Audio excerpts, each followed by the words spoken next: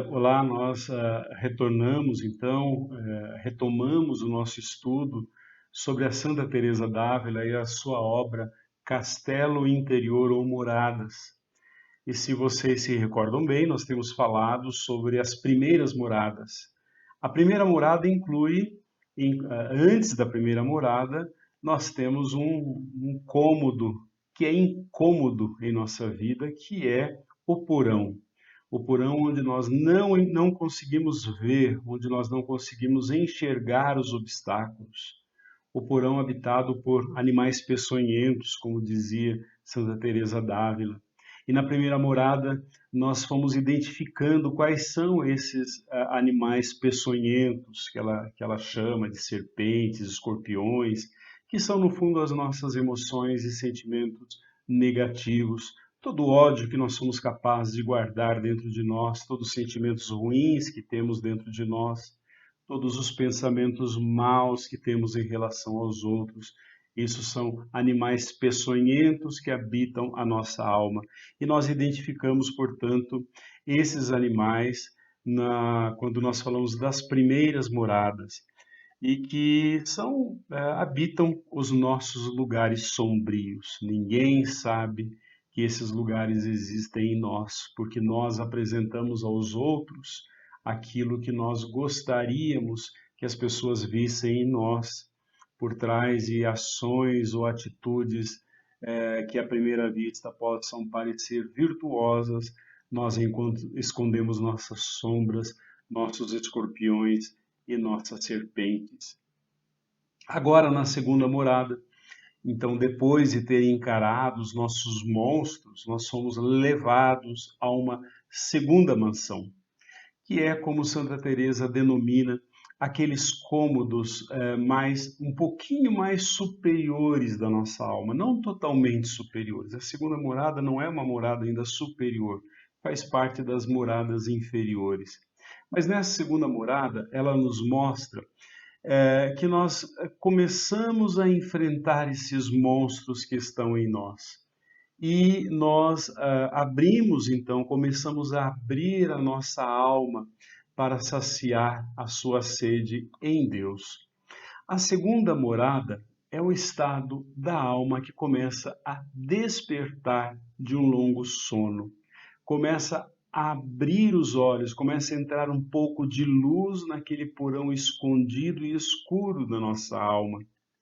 É como aquela casa que é abandonada durante muitos anos, ela é deixada sozinha, sem qualquer tipo de limpeza, sem qualquer tipo de atenção. E esse é o estado da alma que foi negligenciada. Quantas pessoas negligenciam a sede da sua alma? Quantas pessoas até sentem a sede de Deus na sua alma, mas a negligenciam, a deixam viver na obscuridade, na escuridão, no inferno de sentimentos inferiores. Quantas vezes a nossa alma não é amada, quantas vezes a nossa alma é deixada para perecer na escuridão. Agora, por que alguém compraria uma casa abandonada, uma casa suja, ainda mais precisando de muita reforma? Exatamente para transformá-la. Exatamente porque essa alma precisa de amor e de atenção. O jardim abandonado só precisa ser regado para voltar a florir. A casa precisa ser lavada. As cortinas também precisam ser lavadas. Em resumo, a casa precisa de água. Então é nessa segunda morada que Santa Teresa vai falar que a alma começa a sentir sede. Então ela relaciona a segunda morada à água, à sede não só a água não só para matar a sede, mas também para limpar.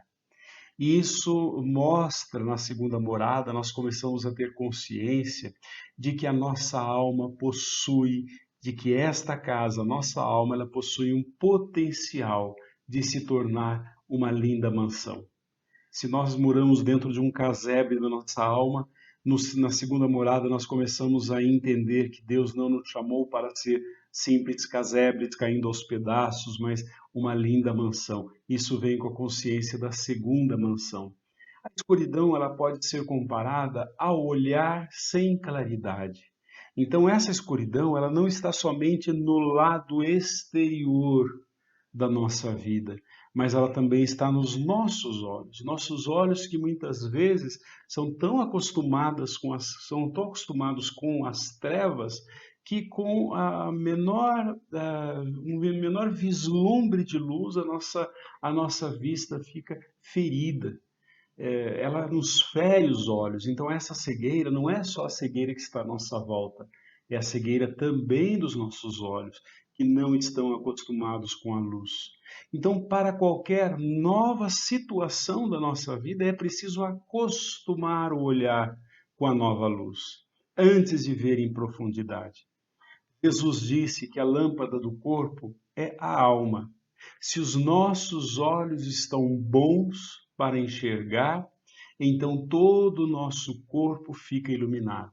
Mas o contrário também é verdadeiro. Se os nossos olhos estão na escuridão, todo o nosso corpo, isto é, toda a nossa vida, também estará na escuridão. É no escuro que nós tropeçamos. Primeiro subimos nos degraus de nossos desejos e das nossas tentações, e então ficamos o tempo todo tropeçando na escuridão. E assim nós continuamos a permanecer nessa escuridão. E isso continua até que começamos a acordar, a abrir os olhos. Caminhar na escuridão equivale a continuar a dormir, a continuar a viver sem consciência, sem acordar, sem abrir os olhos. E uma vez acordada, a alma começa então a olhar em volta e começa a procurar uma nutrição. Essa alma está faminta, porque no escuro ela não consegue enxergar o alimento. Quando ela começa a ter um pouco de luz, ela começa a procurar alimentos para nutrir a sua alma. Então, cansada de ficar presa na escuridão e agora com a luz que começa a iluminar todos os cantos daquele local, ela começa então a se interessar por pequenas descobertas nesta segunda morada. Não há muita desordem nessa segunda morada, como nós tivemos na primeira ou no porão. Ela se vê num lugar mais espaçoso, ela tem mais espaço à sua disposição e, portanto, ela consegue ver mais claramente. Apesar disso, ainda é um lugar onde o desejo expõe a alma a tentações e, assim, está sempre correndo o perigo de retornar à fase anterior, a fase onde a alma ainda estava mergulhada na escuridão. Então, o segundo cômodo, né, desse castelo ainda está repleto de tentações. Mas o grande perigo é a alma não estar consciente dos perigos que a rondam.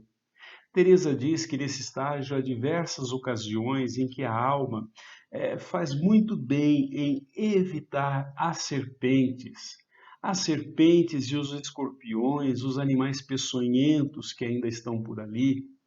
E ela então começa, nesse segundo estágio, a procurar um lugar mais seguro. Isso significa o quê? Um lugar livre dos perigos do passado.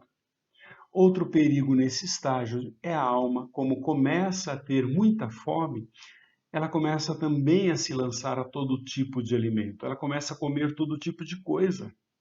Né? A pessoa que quando fica uma semana sem comer, ela começa a devorar tudo de uma vez só, e isso faz um grande mal para ela. A alma, a mesma coisa. Quando ela descobre que está com fome e com sede, ela começa a procurar em todos os lugares, todos os tipos de espiritualidade disponível. Uma hora é esse movimento, outra hora aquele movimento, outra hora um tipo de oração, outra hora outro tipo de oração. É como a alma que começa a se banquetear em diversos banquetes e em diversas festas que encontra. Isto, ao invés de saciar a alma, debilita a alma. Então, Santa Teresa aconselha a buscar uma única forma de nutrição espiritual e começar a perseguir aquele único caminho diligentemente. O que acontece na segunda morada da alma? Acontecem várias coisas. Primeiro, a consciência de que existem outras moradas. Se ela chegou na segunda, é porque, bom, deve ter terceira, deve ter quarta. Embora nesse segundo momento a alma alcance alguma luz, ela precisa alimentar esta luz. Ela percebeu que com a luz ela conseguiu subir. Com mais luz, talvez ela suba mais ainda. E isso ela vai encontrar meios de alimentar esta luz através da prática do recolhimento, do silêncio, da oração. E é assim que ela irá desejar ir para outras moradas mais altas. Nesse estágio, você já tem um pouco de consciência de que o pecado está por detrás de todo o seu egoísmo, do excesso de complacência, quando você trata dos seus próprios pecados. Você é muito complacente com os seus pecados, mas pouco paciente com os pecados alheios. Você começa a perceber isso. E para acabar com isso é preciso crescer no amor e na graça de Deus. Passar para a segunda mansão significa deixar para trás o passado de ressentimentos, de arrogância, de orgulho, de culpa e de perturbação.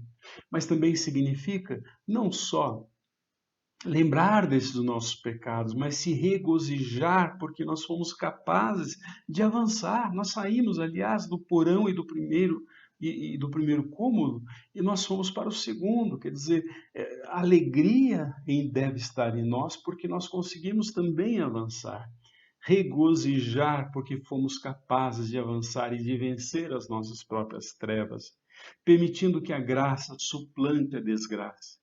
Você foi o capaz de ultrapassar os obstáculos e emergir da morte para a vida. Finalmente encontrou uma oportunidade para crescer. Lembre que nas mansões inferiores, e a segunda mansão é uma mansão também inferior, nessas mansões inferiores nós sempre teremos que enfrentar tentações. Sempre teremos, sempre teremos que encarar desafios ou as seduções do mundo. Essas primeiras mansões exigem estar sempre em guarda, ficar sempre atento. Não significa, no entanto, se resguardar ou fugir do mundo, porque nós sempre vamos depender do mundo, felizmente ou infelizmente, para o nosso sustento material. No entanto, agora descobrimos que há em nós um refúgio secreto. Mesmo estando no mundo, nós descobrimos que existe um lugar calmo dentro de nós onde podemos recorrer, nos esconder de vez em quando e ficar em silêncio e ficar calmos. Lá onde nós podemos encontrar a nós mesmos, onde podemos encontrar o nosso verdadeiro eu. Nesse segundo estágio, é comum encontrar em nós mesmos resistências ao desenvolvimento espiritual. Estas resistências vêm na forma de uma autossedução. As resistências existem para te puxar para trás, para te fazer voltar para o nível anterior. Essas resistências, elas nos seduzem, elas são sedutoras, elas são atrativas, elas são convidativas. Elas podem vir também na forma de uma outra pessoa que te oferece uma falsa esperança, te oferece falsos ídolos, às vezes mais sedutores, né? Mais sedutores do que tudo aquilo que você encontrou. Mas como também nesse estágio nossos olhos começam a se abrir, comece e aproveite então nesse estágio a ver com mais clareza as situações que ameaçam a sua liberdade. Com isso, com isso é um lugar que é preciso de muita perseverança. Então, no segundo estágio, você precisa acostumar a sua alma a perseverar. É preciso perseverar para poder ascender a outras mansões mais altas. E muitos, infelizmente, não passam da segunda mansão. Uma dica para avançar em outras mansões é criar a consciência de impermanência. A lembrança do porão e da primeira mansão deveriam ser suficientes para nos convencer que as coisas passam, que a vida é repleta de ilusões, que nada permanece. Teresa lembra que tudo que é vivo tem de morrer, e depois de morto é esquecido. O que ficou no porão portanto, deve permanecer no porão. Não temos de levar o nosso porão conosco no nosso caminho para moradas mais altas. Aquilo que você deixou para trás, que fique para trás. Você não pode levar nada para as mansões superiores. Do contrário, elas nos puxariam para baixo. Quando você é atormentado por passado, por traumas, por culpa, estas coisas vão te puxando para baixo. As memórias, elas não oferecem esperança para o futuro. Lembre das palavras de Teresa: tudo passa, só Deus fica.